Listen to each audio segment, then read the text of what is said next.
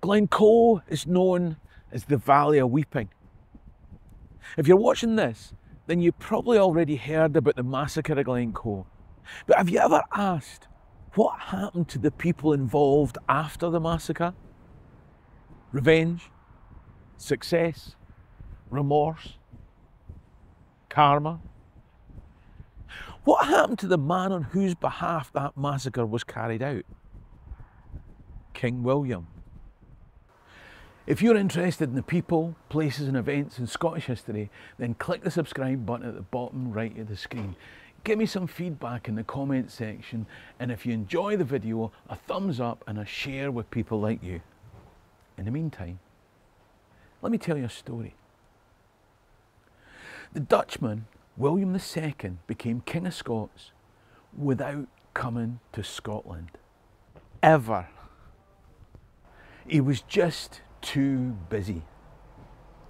3 commissioners from Scotland put themselves through the ignominy of going down to London and in the banqueting hall of Whitehall as their new monarchs sat under a canopy waiting to be presented with the Scottish crown as English nobility watched on.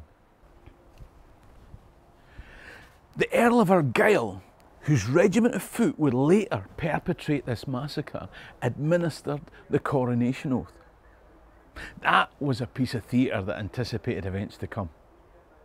Argyll read the oath phrase by phrase as his royal hosts held up their right hands and repeated in turn. But when Argyll got to the last clause, "We shall be careful to root out all heretics and enemies to the true worship of God that shall be convicted by the true Kirk of God of the foresaid crimes out of our lands and empire of Scotland," William, with some ostentation, stopped the proceedings, saying that he could not in all conscience promise to be a persecutor. John Dalrymple, who would be the architect of the later massacre in this glen, took the opportunity of that nod and a wink to explain that neither the words of the oath nor the laws of Scotland put such an obligation upon the king. William graciously accepted, saying, "In that sense, then I swear."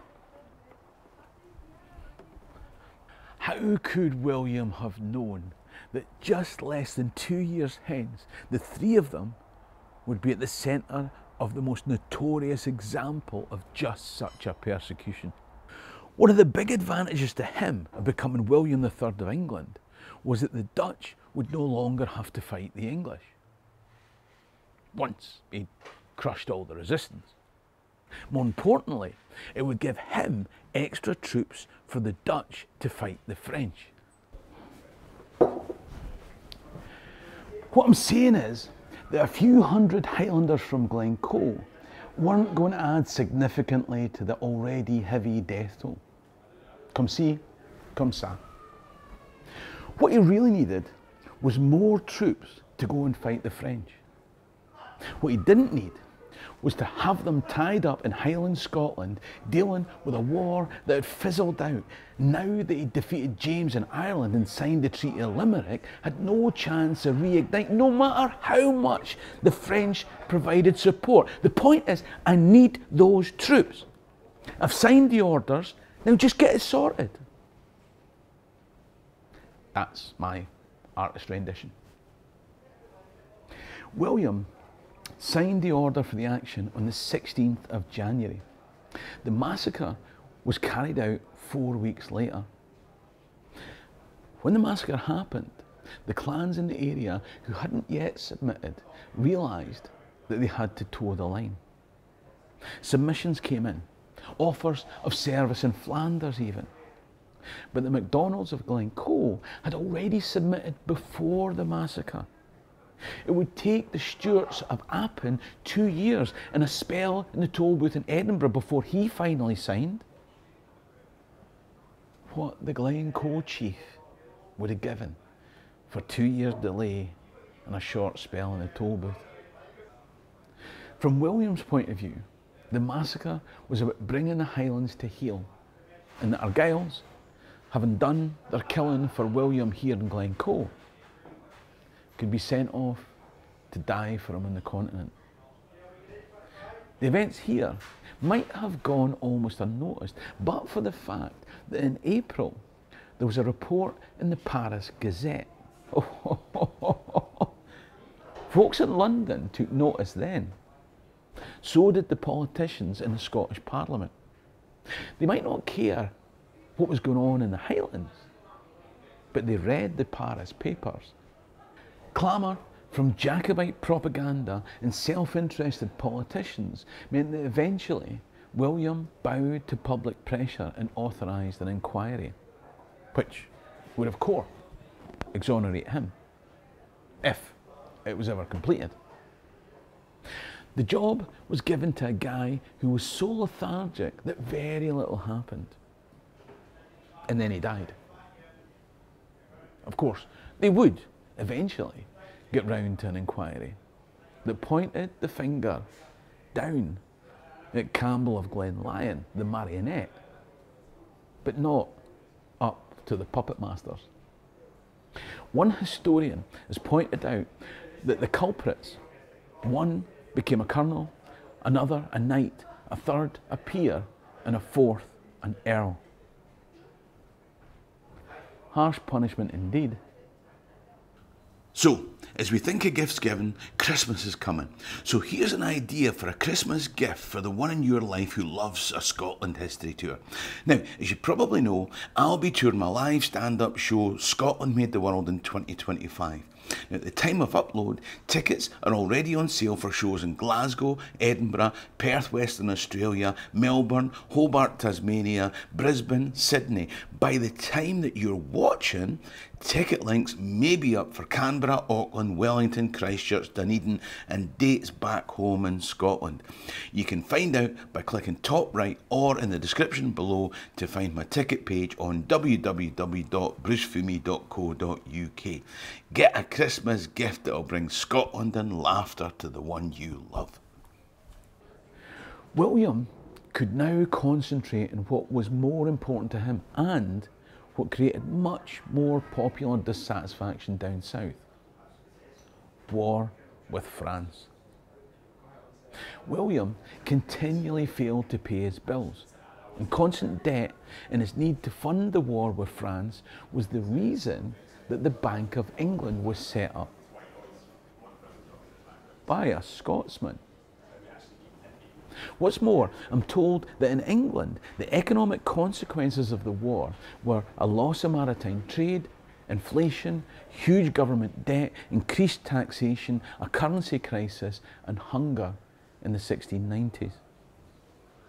As William fought on the continent, the kingdoms of the British Isles were run by his co-monarch, Mary, his wife, and the daughter of James, the exiled Jacobite figurehead.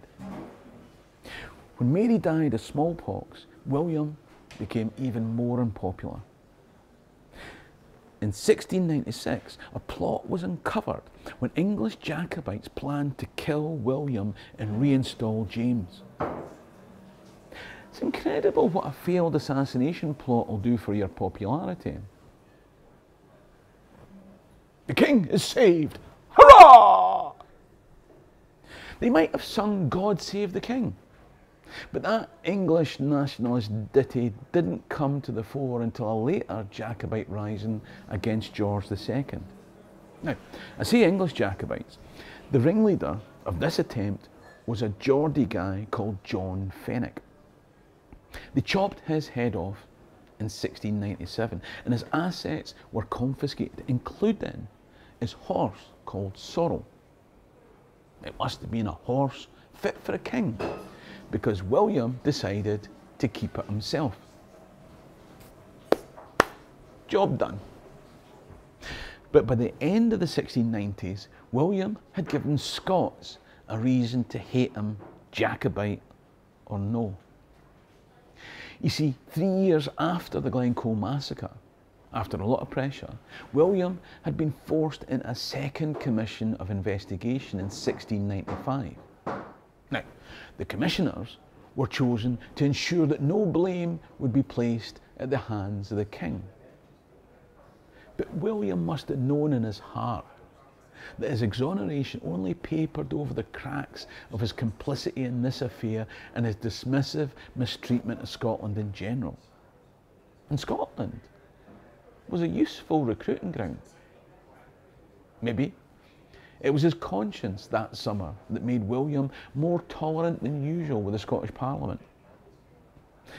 On the 26th of June, the Parliament decided to send William their own report on the affair.